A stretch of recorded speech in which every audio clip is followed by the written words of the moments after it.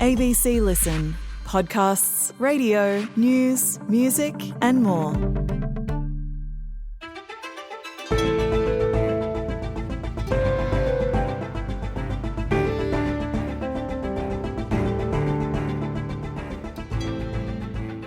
Inflation is stubbornly high in Australia, making every trip to the shops and paying bills really painful. For those with debt, expectations of an interest rate cut this year have evaporated, and another rate rise is a distinct possibility. It's not how the federal government had hoped the year would pan out. Today, Patricia Karvelas, host of RN Breakfast and Q&A and the Party Room podcast, on how high prices are changing political calculations. I'm Melissa Clark in Canberra on Ngunnawal country and acknowledging other custodians. This is ABC News Daily.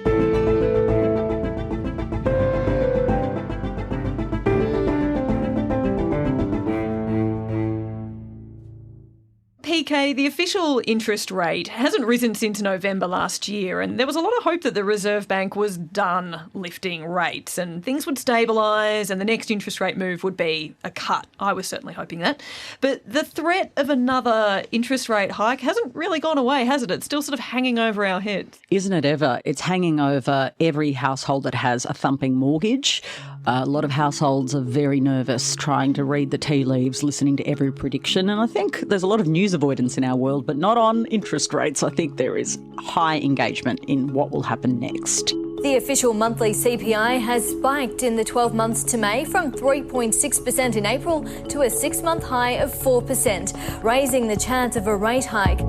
The chance of an interest rate increase as early as next month has risen sharply after the Reserve Bank Board warned that urgent action could be needed to bring down any inflation spike. The cost of housing is only getting worse, and some economists think that means the Reserve Bank will put interest rates up again. There's a lot of trepidation and concern, of course, for the government because their fortunes lie on where this goes next. And also, I think they do care about, some of them at least. The pain and suffering that many households are feeling right now. Yeah, so it's twofold, to be fair. So at its June meeting, the RBA left rates on hold at 4.35%. That remains at a 12-year high, and it's important to mention that this is after 12 consecutive rate rises. And 13 overall. One happened under the previous government, but a lot of this, of course, because we've had this inflation dragon, as it's called, but just this unbearably annoying inflation that is sort of cooked a little bit into the economy at the moment and sticky, as they say, in the economy. Now, in the press conference following the decision, the governor of the Reserve Bank, who is now Michelle Bullock, was once again saying nothing is ruled in or out. I think I should say, because I haven't said it yet today, we're not ruling anything in or anything out at the moment. And the Reserve Bank minutes show that there's a pretty lengthy discussion going on about what the move should be and whether there should be a rate rise. There's certainly no discussion of a cut. I don't think that is giving anyone any relief, knowing that. We know that there was no discussion of a rate cut. There was a discussion about whether there should be a rate rise. Ultimately, there wasn't, though. And it seems to me they're hedging still, right? Is that there's been a few things that have made the board alert to the upside risks. I wouldn't say it's increasing the risk of an increase, but it is, they are a bit more focused on that.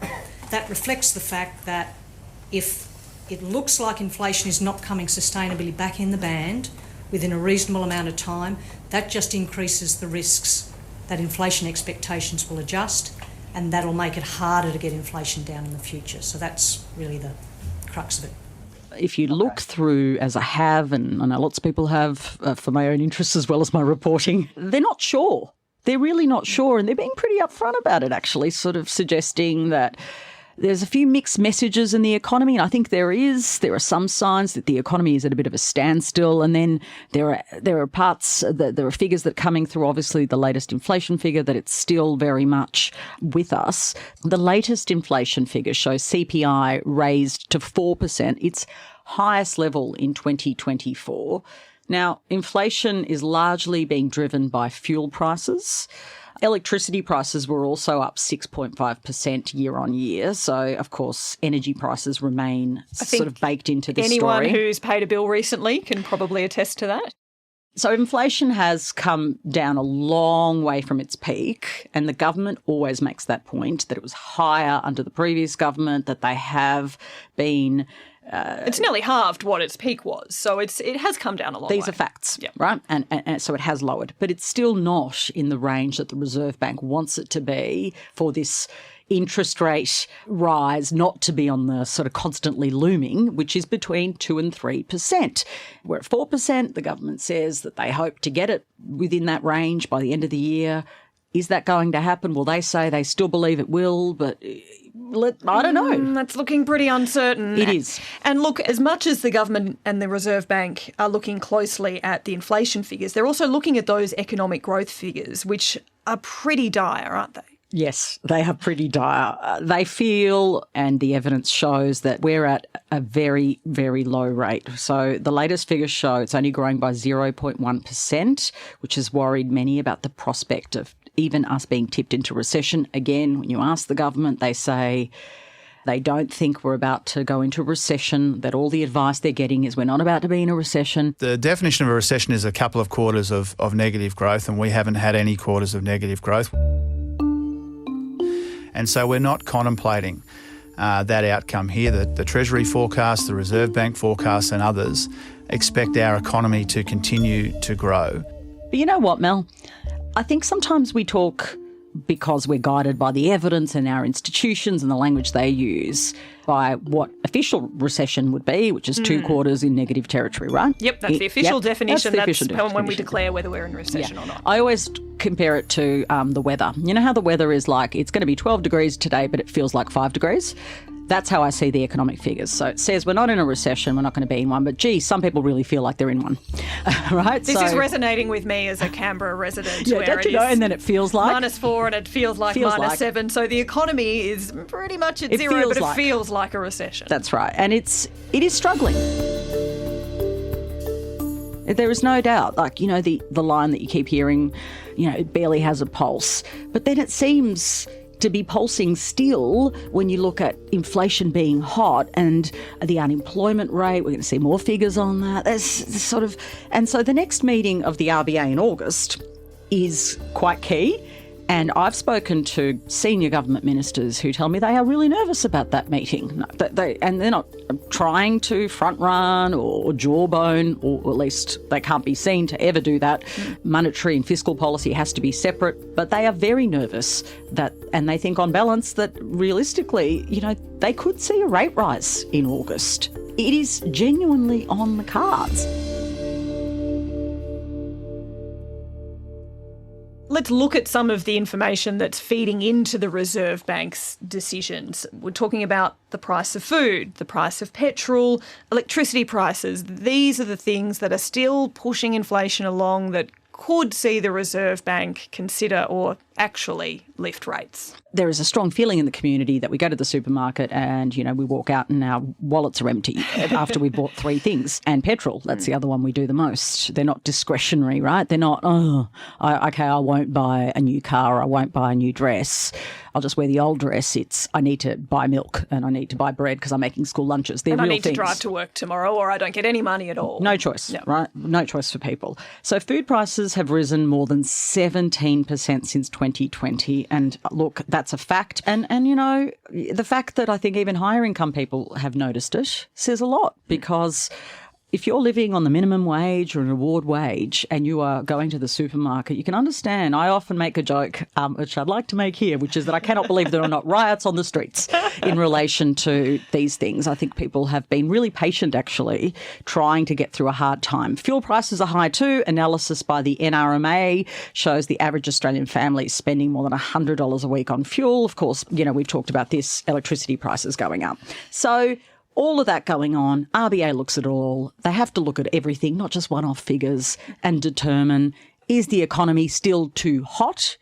Do we need to do this, even though they know they run the risk of maybe tipping the economy into recession? So it's not an easy decision for them.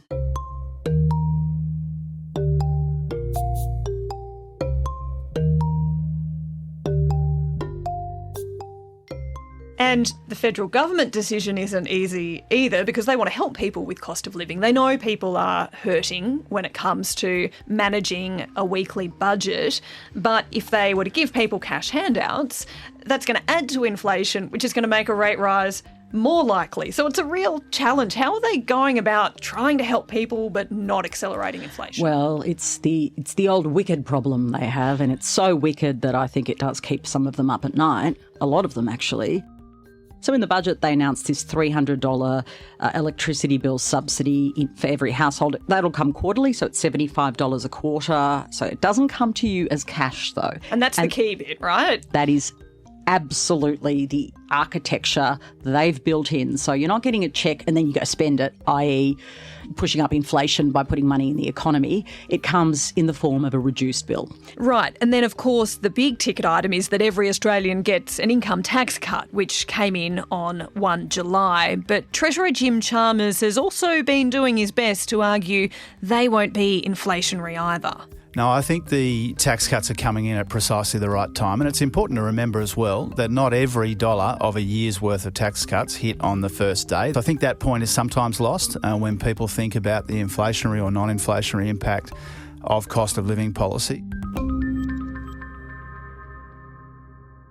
So that's the economics, but let's take a look at the politics. The prevailing wisdom has been that a rate cut was likely towards the end of the year, people would have a good summer break, and then that'd be a good time for the Prime Minister to call an election sometime in the new year when everyone's got a little bit of an easier management of their budget and they've had a good summer holiday. So how's that plan looking right now? Oh, it's not going according to the plan. You know, when you make a plan for your day and then you run out of petrol as you're driving. And you're like, because it was too expensive to fill your car up. And then you're like, I've got to call my partner, bring a jerry can. That's the sort of thing that's happening here. It's not going according to plan, and often things don't, right? If you think about even the history of this story, and I want to give it a bit of context.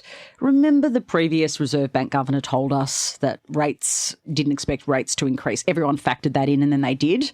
It's a bit like that. With this one, you know, the RBA was never that clear, but we got the sense from reporting and what the government was expecting that we'd get the rate cut by the end of the year. That was an expectation, not a promise or anything, but an expectation. It's not going according to that plan. Does that encourage the Prime Minister to call an election sometime this year? Looking into your crystal ball and into the mind of the Prime Minister and what he might be thinking, because we have to have a federal election before we get to sort of mid-May next year. So at some point he has to make a decision, and obviously the politics dictate you try to call an election at the time you think is at most advantage to your party. So is there an advantage to calling an election sometime in the second half of this year? I can't see the advantage, but not everyone agrees with me, although I think I might be in the majority view from listening to lots of people. The Prime Minister wants to run a full term. He keeps saying it. Prime Ministers have the right to call elections whenever not whenever, but within a time frame. And the Prime Minister will make the decision when he thinks he has the highest chance of doing well. I don't think one piece of good economic news is enough. I can't see an election by the end of the year. I don't see the benefit for the Prime Minister of having an election by the end of the year. Why wouldn't he want to go as long as he can as well? I think it's more likely to be March, April, maybe even May next year. Ultimately, people do vote dominantly on their economic conditions, and they will make an assessment based on how the election campaign's played out. So much is undetermined at this stage about who they think their material interests will be ahead with. Now, Peter Dutton will have to make a case about how cost of living will really improve under him. He's announced some things, but I don't think he's told a full economic story about how that would miraculously happen. So it'll be a real contest, but if you look at incumbents around the world, people already in power, inflation is an absolute drain on incumbents, because people's material conditions are eroding, they feel it, and they get cranky with whoever's in power. And so that's going to be an issue for Albanese, and he knows it. Patricia Karvelas is the host of RN Breakfast and Q&A on ABC TV and the Party Room podcast. This episode was produced by Bridget Fitzgerald and Oscar Coleman. Audio production by Sam Dunn. Our supervising producer is David Cody. I'm Melissa Clark. ABC News Daily will be back again tomorrow. You can find all of our episodes of the podcast on the ABC Listen app. Thanks for listening.